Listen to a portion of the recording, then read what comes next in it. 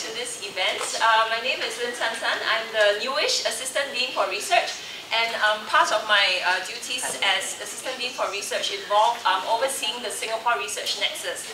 If you're not so familiar with the Singapore Research Nexus, it's essentially quite similar to a research cluster within the faculty. What we do is we bring together researchers within the faculty who research on Singapore. And if you would like to be on our database of researchers and to have your work on our repository, please do let us know. Contact myself or Rachel. I will introduce our staff at the end of the event, and you can get in touch with us. So, it must be quite sort of puzzling to you why the Singapore Research Nexus has organized this event, which is broadly on research in general. And that's really because we were trying to increase usage of our Singapore Research Nexus repository, which is linked to Scholarbank. And we then realized that Scholarbank usage by FASS faculty is actually not as healthy as it could be.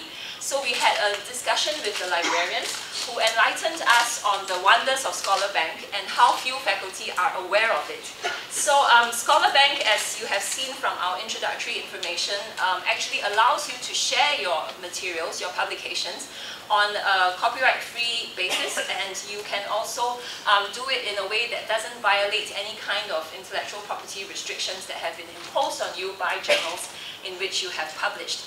So we felt that it was quite important to get the word out about Scholarbank, and the librarians will explain to you various kinds of technical issues that enable you to actually use Scholarbank to promote your work.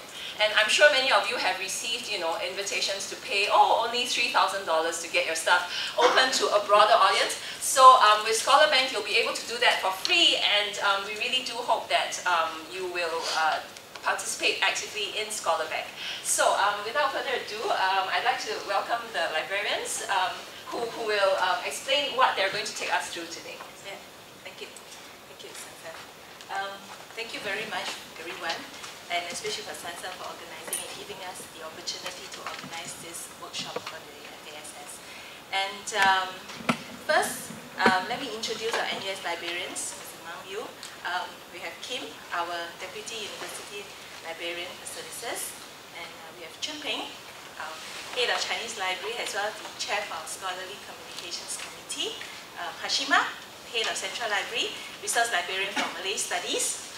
Tim, Resource Librarian for History, Political Science, and our resident expert for SMC collection. I think most of you will probably know him. Ming Guang, youngest member of our group, Resource Librarian for History and as well as Southeast Asian Studies. Hayati, Resource Librarian for Social Sciences and Sociology. Aaron, Resource Librarian for Economics and Public Policy. As well, he's also going to present today on the assessing your research impacts, specifically on Google Scholar. And finally, Itika, Hong Kiet, Shuwen, they are members of the Scholarly Communication, and the ladies here will present the first part on open access as well as Scholarbank. And we have our IT specialist here, that's Wei Chui. Okay. She is our IT specialist for Scholarbank. And I am Sok Cheng, and I'm the acting Deputy University Librarian for Resources at the NUS Libraries. Okay, maybe a bit about what scholarly communication is. Actually, we started this Scholarly Communications Committee only recently, sometime this year. The aim is actually to support NUS researchers in an effort to create new knowledge and to disseminate the research findings. Okay? And it's also hoped to raise the visibility of the university researchers and their works through Scholarbank. Right? So Scholarbank is actually an open access repository, right? And it hopes to help to grow the intellectual output of NUS. So when Sansa was talking about open access, okay?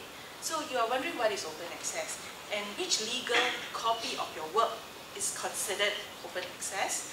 And if you are to upload something to Scholarbank, would you be infringing copyright? So all this, Shuwen will share all about open access, and Hong Kiet later after Shuwen, she'll share with you a bit about Scholarbank. Then we will have a tea break. After the break, Aaron will come on to present the second topic, assessing our research impacts, and specifically Google Scholar.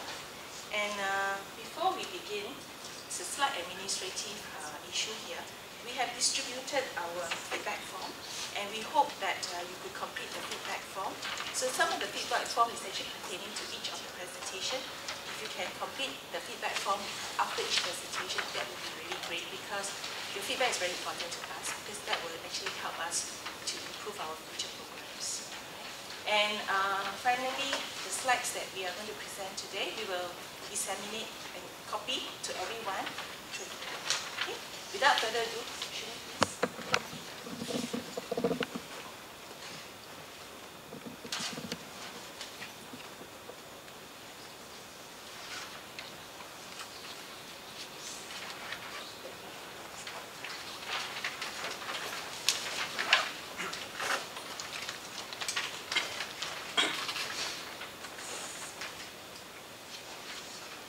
Just set up the microphone.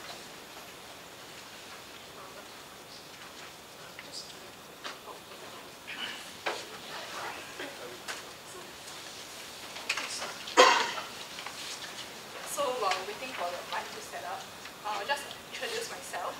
My name is Shuwen. I'm part of the promotion and publishing advisory team of the Scholarly Communication Committee in NUS Libraries. Okay.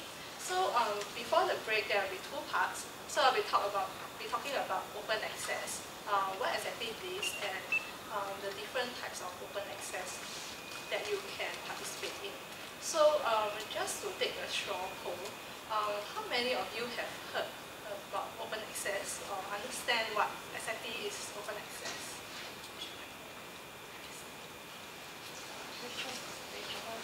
Okay, so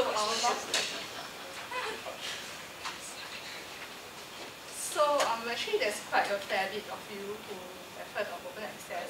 So I hope this session will still be enriching to you. Hopefully find out certain things that you might not be aware of. And yeah, so feel free to ask questions along the way, because it's kind of long. So by the time you reach the end, you might forget what you want to ask. Yes, so okay, let's start. Okay. So in order to introduce about open access, we need to understand how open access come about and what is the story behind it. Okay, so the story is actually about this crisis in scholarly communication, and all of us in this room are part of this story. Yeah, so you, the researchers, work hard every day to turn out research for knowledge creation, and to share about your research ideas to the community and public. So once you have your piece of work done, you will actually have to submit it to the publishers for publishing. And also at your free time, you actually do peer review for the other people's articles for free. So even the content, you give it to the publishers for free for publishing. So once your published articles get accepted, you actually need to sign over your copyright to the publishers. Later on, I will touch more in detail about this signing over copyright.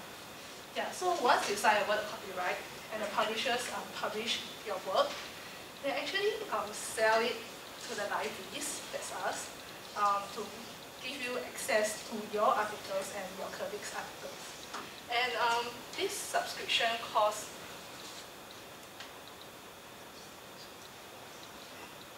sorry, I need to the mic. Just went off. Sorry.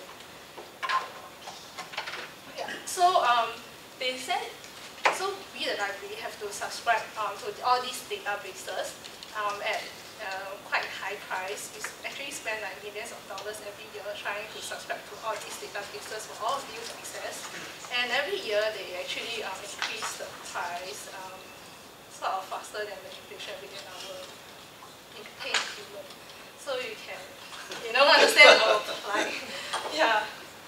And yeah, so we provide access to you scholars and also the students in NUS. And so who pay all of us? It's actually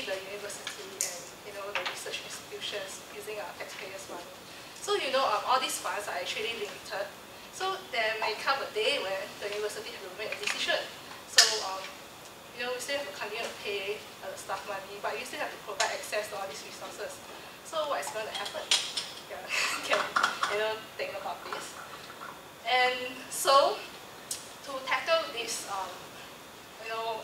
upcoming problem, people actually come up with this open access movement. And actually there's two parts to this open access movement. One is by the Go Open Access route, which is directly publishing at the Open Access Journal. Meaning these journals are free of charge for the public to access. That means no subscription fee involved. And the other way, which probably most people are not really aware of, is the Green Open Access way. Meaning you publish in the conventional journals, but after that you deposit a copy, a version of the article, into an open access repository of archive, which is something like, for example, our Scholarbank at NUS. So this is actually the Green Open Access route. So later on, I'll explain to you what are the advantages and challenges involved for both ways. Okay, so mentioned earlier the copyright transfer agreement. So this is actually an example of what the publisher will give you once they accept your article. So in essence, right, this agreement says that once you sign on it, it means that the publisher will actually own the copyright of your article, and whether the article is in print or or in other formats like videos and things like that. And the article's copyright will have to always be attributed to the publisher after it's being published. So wherever you reproduce the article for use, you will have to attribute the copyright to the publisher rather than to yourself. So there are some restrictions as a result of signing this copyright transfer agreement. So one is other people, like for example your colleagues, maybe they want to use your work as part of teaching. And let's say they want to use the entire article, for example. They cannot reproduce the article without the permission from the publisher. Even it's for non-commercial use, just for education purposes, they still have to seek permission. And if let's say you actually include some figure or images in your article, and later on you want to include the same figures and images in, let's say, another work, like you come up with a book chapter, you still have to get permission, and you might even have to pay to use these articles in another work. And also for the library, unfortunately, if we do not subscribe to your journal article, we cannot place it in IBLE directly. We still have to pay and also get clearance from the publisher before inserting to IBLE for the students. And also, once you sign on this copyright transfer agreement, some of those publishers do not allow you to do self-archival. And this is very restrictive, and we will let you know how to overcome this later on. Yeah. So one of the ways to overcome this crisis is to participate in open access. And actually this will also help to increase visibility and access to your research. We'll talk about this more later on. Okay. So let's look at the definition of open access. So it's actually literature that's digital, online, and free of charge, and free of most copyright and licensing restrictions. Okay, so this diagram summarizes the benefits in participating in open access. So I guess out of all these reasons, the most important to all of you, having more exposure to work and also resulting in higher citation rates. Because once you remove the price barriers, people don't have to pay. More people can have the access to your work. So increases the probability of getting cited. And also nowadays, more and more grants asking researchers to make their work open access in any way. So it has become a part of the grant rules. So for example, quite recently, last year, August, A-Star actually started to implement this. They have an open access mandate for their grants. So yeah, and also because our research funds are from taxpayers, so if it's like free for public, in a sense they can access to what they have been sort of paying for, and like they can account for it. And yeah, and researchers in developing countries can also have access to our work and not be worried about the subscriptions money. Yeah. So yeah, in essence there are two main goals of open access. One is to remove the price barriers, the subscription, and also the other aspect is to remove copyright barriers, at least most of it. Yeah, so touch two routes to open access, gold and green. So let's look at the differences between gold open access and green open access. So when we talk about gold and green open access, we are talking about the way in which you can make your research articles available to users without cost. That means they don't need to pay for the article. Okay, so for gold or open access, as I mentioned earlier, you just directly publish your articles in a journal that is without subscription, and a journal that is open access. However, as mentioned earlier by Dr. Sun, that the publishing cost, sometimes you get those emails and say that, okay, you publish by an open access journal, but you have to pay like this certain amount. So these are called article processing charges. And so this is actually one of the characteristics of open access. You will have to pay, or actually the institutions that you are in will have to provide the funds to pay for these open access articles that you are going to publish. On the other hand, for green open access, you can still publish in subscription-based journals as per normal, like what you have been doing. Yes. For those of us in the audience, publishing costs can be paid out of MOE Tier 1. And so in your application for the grants, you can put that in. It's well within MOE Tier 1 guidelines. So that is like one of those funds which you can make use of for your APC if you are interested in publishing in full access. And so for green, you can still publish in those conventional journals. And after the paper get published, you just deposit a version with us. However, the version which you deposit in the repository depends very much on the copyright and self-archival policies of the journal publishers.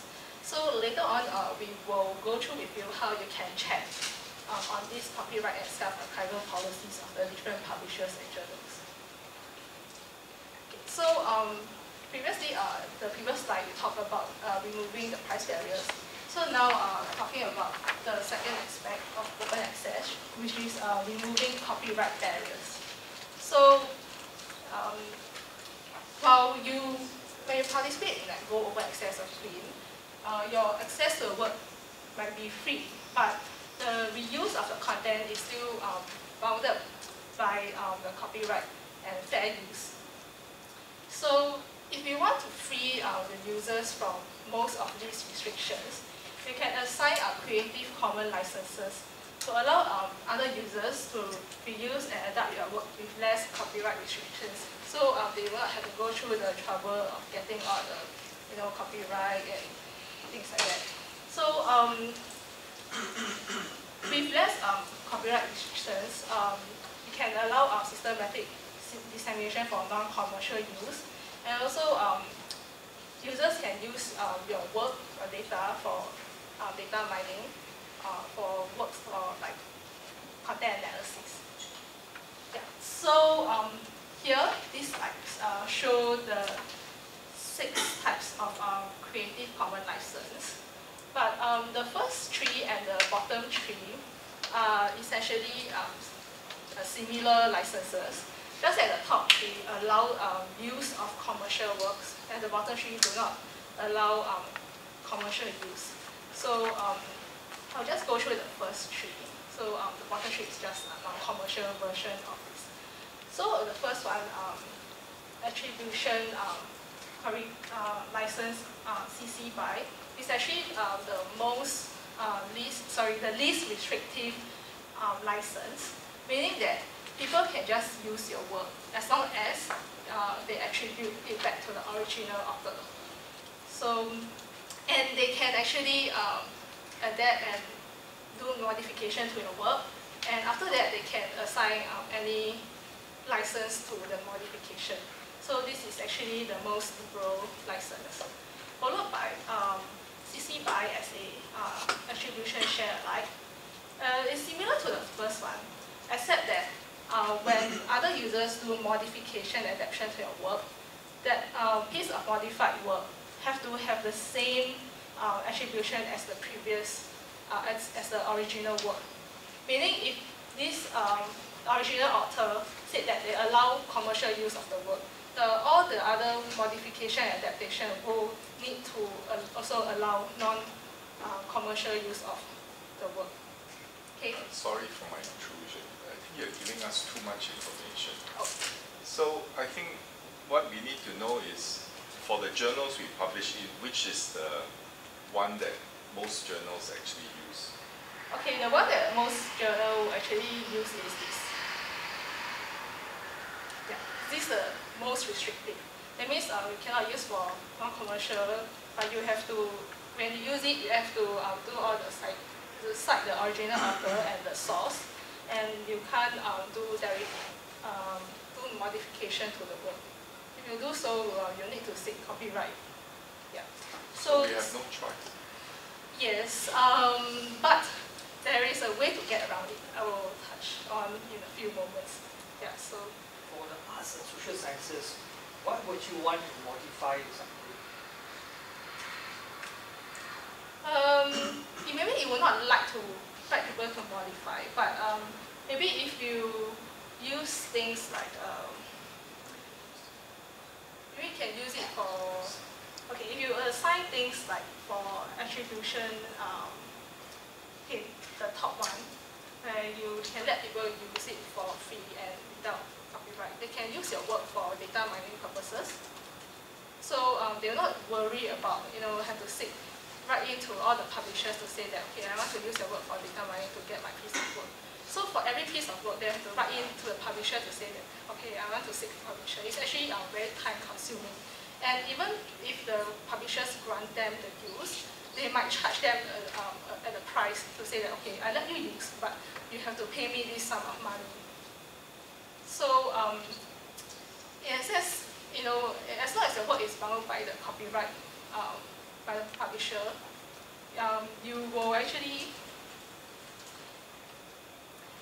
it actually restricts the reuse of your work. So if someone is able to modify one's work, is there a restriction on the types of modification that can be performed, or is it just sort of do whatever you want with my work?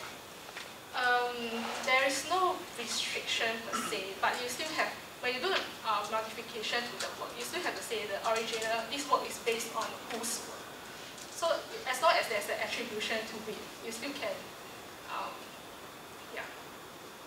So that's why if you're uncomfortable of people monetizing your work, after modification, you can use this. So after people modify your work to any form, then you can make sure that they will not allow commercial use, so they will not make a profit out of the modification. Yeah. And also modification can be, they make a video, for example, you write a book or you write an article and they present it in a different way, like make it into a video story or like audio tape. This is considered modifications. So yeah. Okay, so let's come back to the gold and green open access, which is actually what you can actually do to participate in it. So, as mentioned, the main advantage of gold open access is the users have immediate access to the final published version without any fees. So once the publisher publishes it, it's out there, people can use it immediately without any embargo. However, there are some challenges. So as you all know, the APC can be very high. The charges, the publishing cost can be very high, up to like a couple of thousands, like $5,000 US. Yeah, so it's actually, the authors have to, sometimes they have to come from authors, but you can sort of circumvent by getting discounts and waivers from the publishers, or you have to get it from research funds like the MOE Tier 1. As sometimes this publishing cost is have to come from the institutions. As such, they will have to think of setting up long-term funds for Go open access publishing and think of how to disseminate these funds to all the users or all the researchers fairly. Okay. And also one thing is that most high-impact journals are not open access. Because they are high impact, they want people to publish there. So they want more people to subscribe to their work, and so they can earn the subscription fee. So unfortunately, this is the reality of life. And also sometimes researchers or disciplines who are not well funded might be limited by the publishing costs, and they are put off with publishing with Go open access. And also, unfortunately, some of these people, they exploit these APCs. So they actually set up Go open access journals, saying that just pay me, I'll publish your things. But they're actually trying to earn the publishing fees. The quality of the journals are very low, and they do not have a strict peer review system. So you have to be careful when you choose to publish in open access. So is there an alternative way if for some reasons you do not want or you cannot participate in Go open access, which is the green route? So one main characteristic of green open access is actually to deposit articles in an open access repository. So how can we check or secure the rights to do so? Okay, so there is this place called Sherpa Romeo website. You can go to this website and search for the publishers or journal name that you want to publish in to see what they allow or not. So later on, for the Scholarbank part by my colleague, Hokkien, she will show in detail how to do the search. But for now, I will just show you that for most of the publishers in the data from Sherpa Romeo, it actually shows that they allow the authors to deposit a version of the article. So green, blue, and yellow are publishers that allow deposit of the articles in a certain format in the repository. What is they do not explicitly say that they allow. Yeah. So if you add the blue, green, and yellow together, so it's about 73% of the publishers. So it would mean that most of the time, when you send to a publisher, most likely they will allow you to do self-archival in one way or another. So, sometimes, even though they allow you to archive, they might add an embargo for the archival. So what if you want to do it without embargo? And what if the journal explicitly do not state that you can do self-archiving? There is this document called the SPARC Addendum, which you can use to negotiate the copyright of your accepted papers. So what is SPARC Addendum? It's actually a one-page legal document that is developed by SPARC, Scholarly Publishing Association of Research Coalition, and also Creative Commons. So this resource, this document is free for all to use and requires both the authors and publishers' signatures. And so you wonder, when do you exactly submit this document? You have to submit this document after your article is accepted together with the copyright transfer agreement when they send it to you. So when they send the copyright transfer agreement form to you, you sign it and you send them back together with this part addendum to tell them that you want to retain certain rights. Okay, so this is the form top half because there are more relevant parts here. So to get the form, we can go directly to this URL over here. You can go there to download this form and use. So you can see that for this form, it says that it modifies and supplements the attached publication agreement. So you have to submit together with the copyright transfer form. And at this section here, there's a section on author retention rights, which states what the author will retain, after the publishers agree on, signing this form. So let me go through this. So they actually state 3 points. The first one is the author has the rights to reproduce, distribute, and publicly perform and to publicly display the article in any medium for non-commercial purpose. And the author retains the right to prepare derivative works for the article, meaning they can reuse or modify the work. And they can also authorize others to make non-commercial use of the article, as long as the author receives credit. And also the journal which the article has been published is cited as the source. Okay, so this makes it fair enough for all of us to reuse work for non-commercial and scholarly purpose. Can you go back to that? So, 2 questions here. How willing are journals to accept this? What's your sense? Especially condition 3. Condition 3, okay. Actually, we have been trying very hard to get hard stats on how many people actually use that spark addendum and what's the success rate. But unfortunately there's no real stats, but there's a lot of anecdotes online, like people write blog posts on it. So there are some people who think they are very gung-ho, and says they are very brave. They don't even use the spark addendum. They just edit the copyright transfer agreement, and you just cancel and reword everything. And surprisingly, that particular publisher actually accepted it, and he actually shared it. So what I've read up, in most cases, people, if you are daring enough and took the effort to send in this spark addendum, they usually will not. They will not reject your request, because it's like on a one-on-one basis. And to be honest, sometimes this is actually a negotiation between the author himself and the publisher. But most of the time, the public will have this still under assumption that the article is under a copyright of the publisher. Unless you go and ask the author himself, do you sign the spark addendum? Can I use your work for non-commercial purpose? Then the author will tell you, yes, you can do so.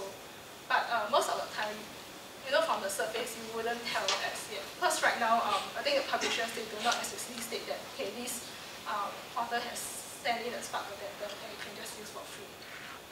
So, yeah. You can do this first, but you can let other people know when you post your work for self-archiving, Scholarbank, things like that. So, don't have to worry about retention. Yeah. Yeah, so obviously my talking is there's no risk in this, right? Yes, no risk. So most what they will do is just reject, addendum. Right? Yeah, yes. Then you just say, oh, I'm sorry, you can just publish it. So that's the first question. Second question is, I see some researchers on their university website, they have their references. Then at the end of each reference, they're able to provide a PDF to the article. Is it relevant to this? No. No. yeah, later on I will touch on whether, there are certain platforms that are, kind of on the grey side. Yeah, have to be careful. Yeah, so I'll come to that. That's quite an exciting part. Yeah, so just look at the advantages and also challenges of green open access. Okay, so obviously green open access is less expensive than gold because there are no APC involved. And also green open access can be mandated without infringing academic freedom, meaning that researchers can still choose to publish in any journals of their choice, whether it's open access or conventional subscription-based journals. So you do not have to sort of sacrifice your impact factor just because you want to fulfill open access, go open access. And also green open access works for preprints, different versions, preprints and postprints. Later we will go in detail what is preprints and postprints. And also it can include non-peer review sources such as book chapters, data sets, source codes, theses and dissertations. That's why our Scholarbank has all the students' theses and dissertations. And most open access repositories are maintained by permanent and non-profit organizations such as university libraries. So as long as the university is standing, I guess the repository won't die. And also you won't get charged to access your own work. Although there are still some challenges. One is that the archive articles in the repository might not be the final published version, because some publishers will say that you only can put the postprint or preprint in. So this means that the users who see the article, they might not get to see any changes or edits that you may have done along the way. But it's still a kind of a gauge for the users to see whether the article is relevant. So sometimes, based on personal experience, I'm sure you have seen like some extracts, right? Then you don't know whether it's useful or not, and the library is not subscribing. Then you send in a DDS request. Then you come back to it and say, oh, it's totally not relevant. Then you spend like money on it. So it's kind of a waste. So this also like act as a way to reduce such wastage.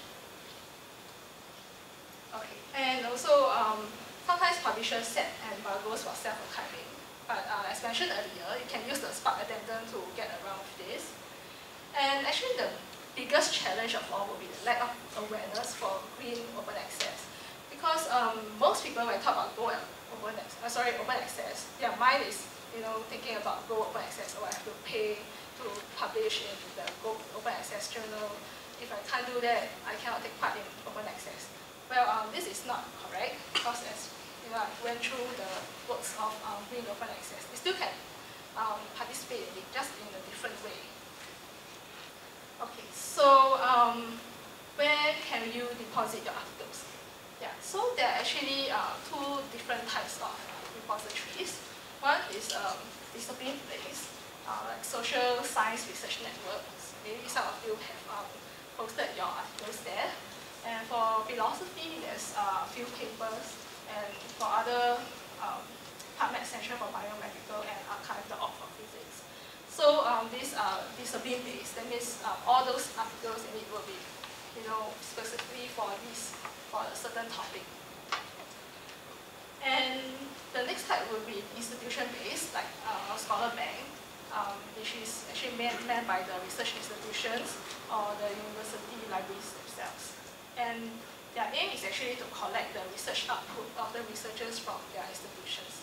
Okay. So so why you have so many choices out there? You can deposit your work in discipline repositories or even some of the social networking platforms for research. So why do you make an effort to deposit in the institution repositories? Okay, one thing is that once you deposit your article in Scholarbank, you appear in Google Scholar, and actually the platform in which we are using to run our Scholarbank the company actually works very closely with Google Scholar to optimize the indexing capabilities. So meaning that they will try to ensure that what is deposited in the repository will actually appear, at the top of the results list in Google Scholar. So they are, always in the works. So every time there's a version update, it will be, updated to what Google has actually modified on their site. And also, the institutional repositories are actually more secure and stable as compared to some of these research social networks. So there are two examples, two collab by Elsevier and Nature Network. So Elsevier actually shut down their two collab research network after 5 years in 2011, and quite recently Nature Network closes their own research network in 2013 in December. So as you can see, it's not really long-lasting because they're actually meant by for-profit companies. So if something that is not making money, they just close it down. They don't really think about, okay, what's going to happen to your work. Okay, so another one is research social networks are not really considered as a type of open access repositories. So they might not be compliant to the publisher's copyright policies. Some of them, they do explicitly state that we can do self-archival, but only in open access repositories. They do not say that you can do it on your personal websites. That's, and they do not say that you can put it on social networking sites. Yeah, so they just say it's only for open access repositories. So very recently, Elsevier asked academia.edu. Some of you probably might have an account on here. And they actually asked them to take down the papers because it's infringing the copyright.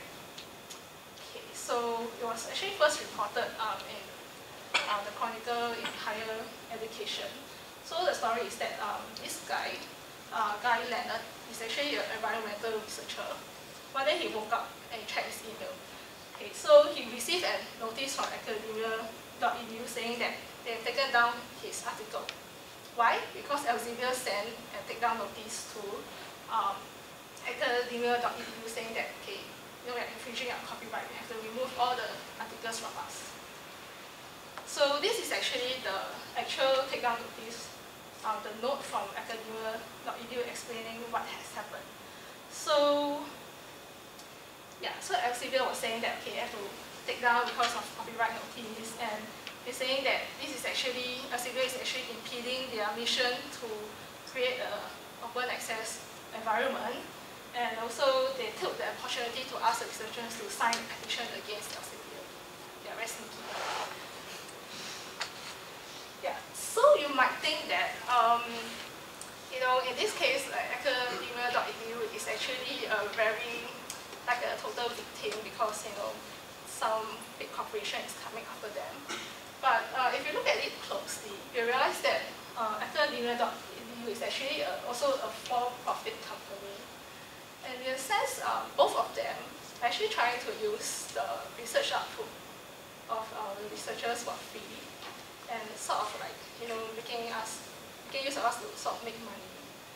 And since social network platforms like academia.edu are for-profit company, you never know one day if they will decide to start charging you for usage, or they will start to sell user analytics data like Facebook and that to make profit.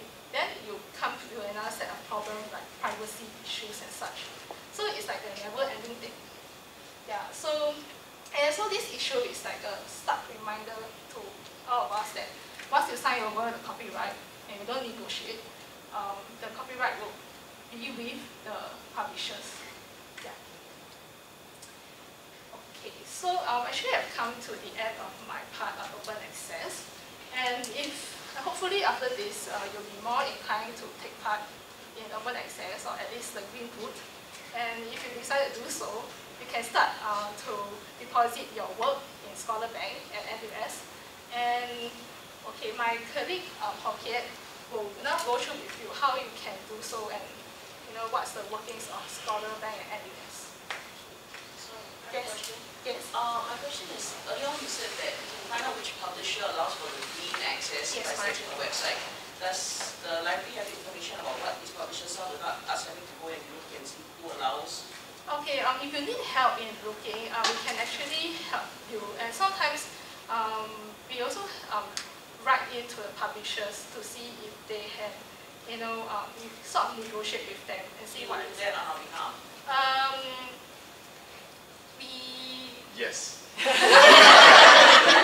know why? Because I think you have to understand our colleagues' point of view. See, by the time we finish with this, we are so exhausted.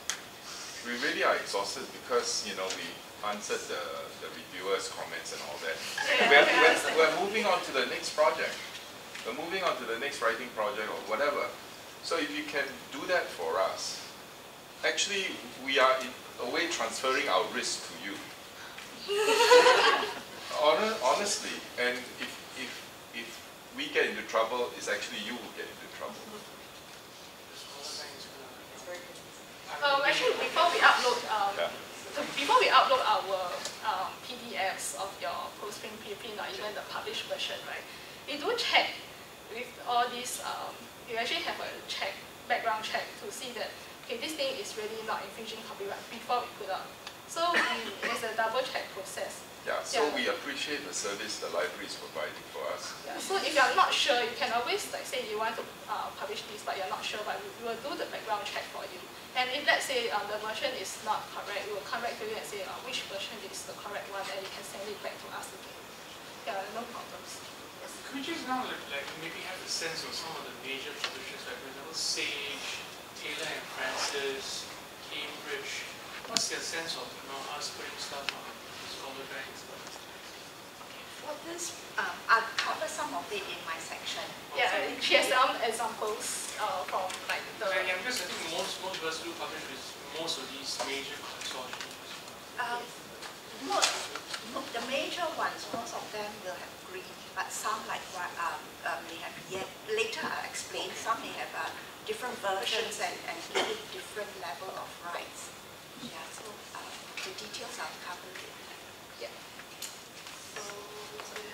So just to add a postscript to what Kong Chong said earlier about MOE grants covering the golden open access fees, some issues have been faced by researchers where their MOE grant has already run out.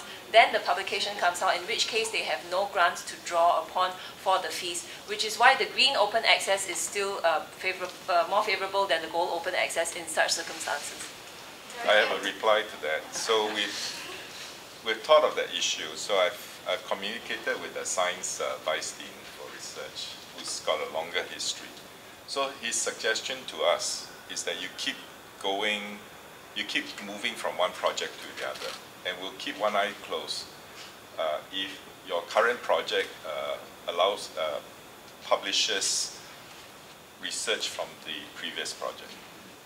So as long as you have a Tier 1 grant, you could use that to publish, to pay for the gold standard. For the previous research. For the previous research. What's the current status of this Elsevier versus academia.edu? Same? Yeah, It has moved on beyond this? Yeah, we just take down Okay. for all the papers. And once they take down, the profile somehow becomes not complete. Because there are some people who said that even the citations of that article got removed for some reason. Yeah, so it's kind of like an incomplete profile on this website. Yeah, so any more questions? If not, we can move on to the Scholarbank component. Yeah, thanks for listening.